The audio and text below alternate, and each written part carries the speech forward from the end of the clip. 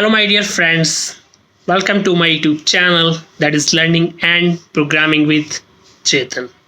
Friends, I hope that you all are enjoying in learning and programming with me. And I believe that the tutorials which we are discussing in this series of Java interview questions and answers is surely helping you guys, right? So moving further in this tutorial series, let us discuss about our next important question and the concept related to Java programming language. So in this particular video, we will be discussing about the difference between final, finally, and finalize method in Java programming language.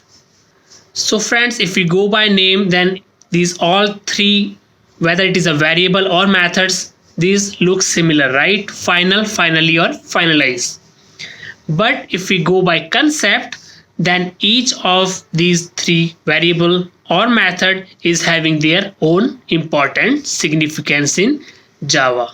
Now, if we talk about final keyword in Java, then it can be used with variables, or it can be used with methods, or it can be used with classes.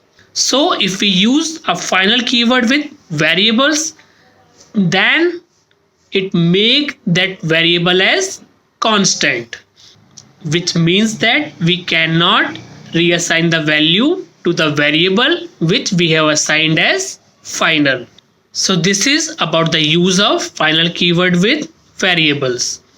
Now let us discuss that what happens when we use a final keyword with methods. So when we use a final keyword with methods, then we cannot override those methods, which means that suppose you have created one method and you don't want anyone else to override those methods or to change the implementation of that method, then how you can prevent that? You can prevent that by declaring that method as final. So this is about the use of final keyword with methods. Now let us discuss about the use of final keyword with classes. So when we declare any class as final, then no one can extend that class, or that final class cannot be inherited. So if we don't want any other class to extend our class or to inherit our class, then how we can do that? We can do that by declaring that class as final. So my dear friends, this is about the use of final keyword with variables, methods, and classes. Now let us discuss about finally in Java. So if we talk about finally, then it is a block in Java.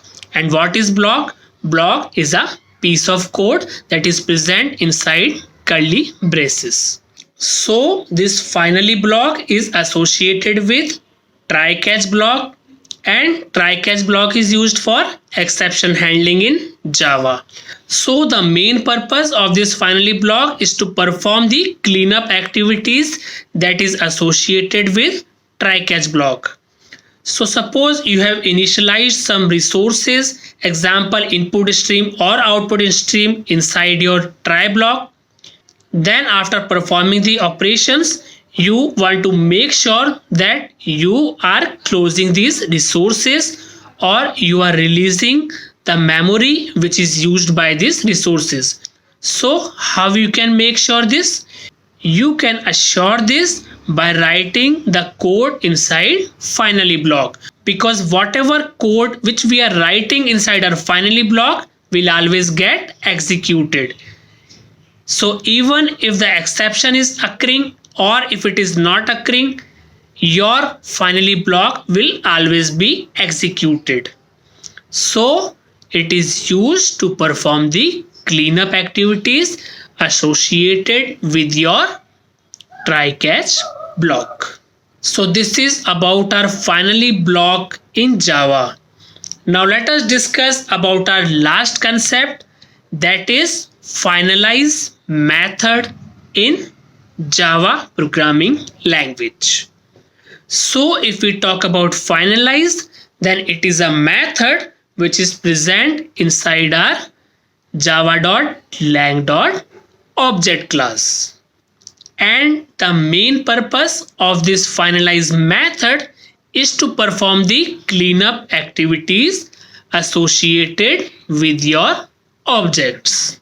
When we talked about finally block, then it was performing and cleanup activities related to try catch block, whereas our finalize method is performing and cleanup activities which are associated with your objects. So this particular method, that is finalize method, is called by garbage collector just before destroying an object. Now let us take an example. So suppose you have created an string object, that is string s1 is equals to new string, and you have provided its value as programming with Chetan. Now in your next statement, what you are doing? You are assigning the value of s1 as null, that is s1 equals to null. And then what you are doing?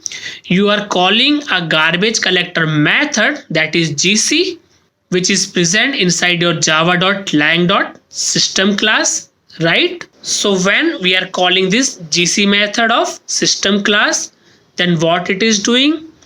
It is internally calling the finalize method to perform the cleanup activities associated with object, and post that it is destroying this particular object to release the memory which is consumed by this particular object.